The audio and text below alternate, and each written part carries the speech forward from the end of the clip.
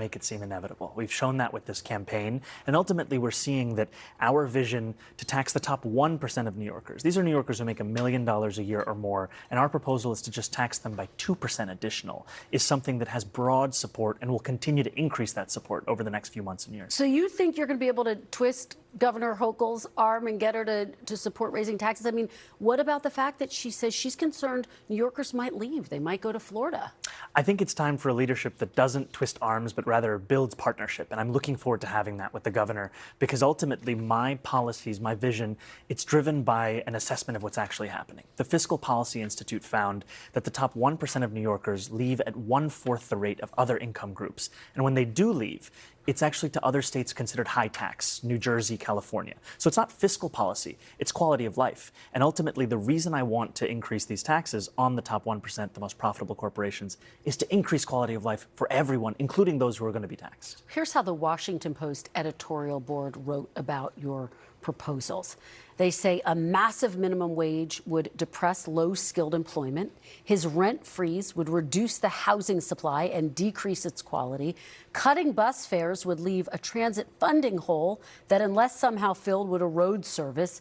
Meanwhile, the grocery business operates on thin margins, and his plan for city-run stores would probably lead to fewer options, poor service, and shortages. Mr. Mamdani, are your proposals going to hurt the very people you're trying to help? Not at all. There have been many in editorial board who have had concerns, and what we've shown is that more than 400,000 New Yorkers are excited about this vision. And the reason they're excited about it is one that is in line with the scale of the crisis in this city. I mean, we are talking about our tax base growing smaller and smaller each day, with New Yorkers leaving to New Jersey, to Pennsylvania, to Connecticut. If we do not meet this moment, we will lose this city. And our proposals are ones that are thought out. They are ones that are also clearly going to be funded by these revenue streams. I'll give you an example. When we talk about grocery stores, I've put forward a proposal for a pilot of one grocery store in each borough. These are 5 grocery stores that would cost $60 million in a city budget of more than $113 billion. And ultimately, the reason that we are so excited by them is we've seen that they've worked in Kansas. We've seen that when a feasibility study was done in Chicago, it was shown to be something that was not only feasible, but pressing and urgent in an urban setting. And finally, it costs less than half of what the city's already set to spend on subsidizing corporate supermarkets without any guarantee of cheaper prices, any guarantee of collective bargaining agreements, or that they accept SNAP or WIC. Well, you take me to my next question about grocery stores. Some executives, including one of the top grocery stores owners, billionaires, threatening to shut down his supermarket in the city. John Catsimatidis, who runs Gristedes grocery chain, you're probably very familiar with him. He said this on Election Day, quote, "If the city of New York is going socialist, I will definitely close or sell or move or franchise the Gristedes locations." In order to run New York City successfully as mayor, do you not need the support of a billionaire businessman like John Catsimatidis?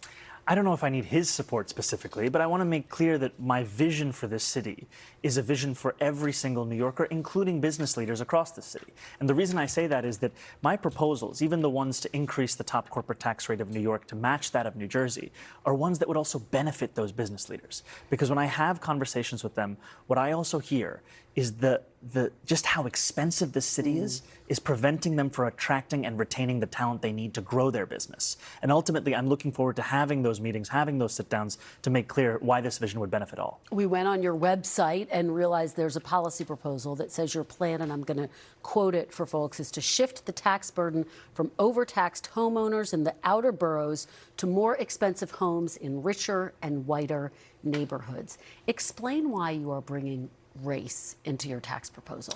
That is just a description of what we see right now. It's not driven by race. It's more of an assessment of what neighborhoods are being undertaxed versus overtaxed.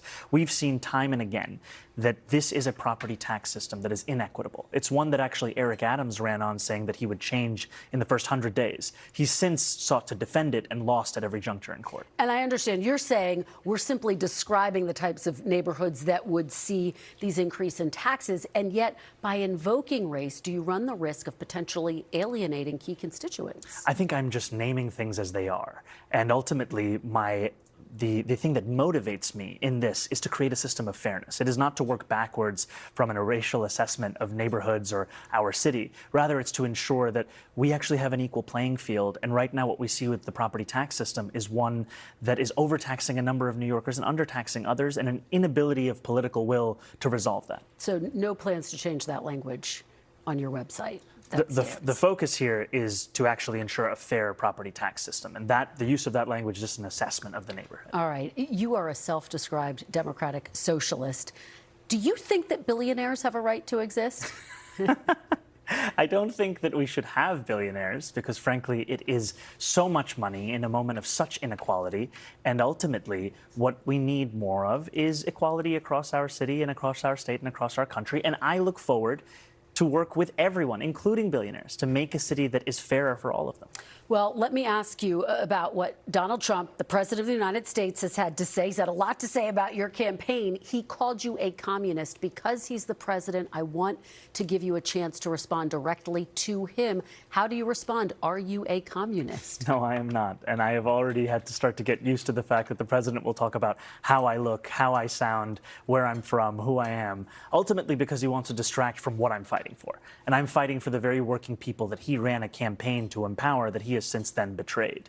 And when we talk about my politics, I call myself a democratic socialist in many ways inspired by the words of Dr. King from decades ago, who said, call it democracy or call it democratic socialism, there has to be a better distribution of wealth for all of God's children in this country. And as income inequality has declined nationwide, it has increased in New York City. And ultimately, what we need is a city where every single person can thrive. All right. Stay right there. We are going to take a quick break. More of our exclusive conversation with Zohran Mamdani when we come right back. Stay with us. I'm Maya, and these are my breasts. From sports bras to minimizer bras, we've had a complicated relationship. And then I found a lump, breast cancer.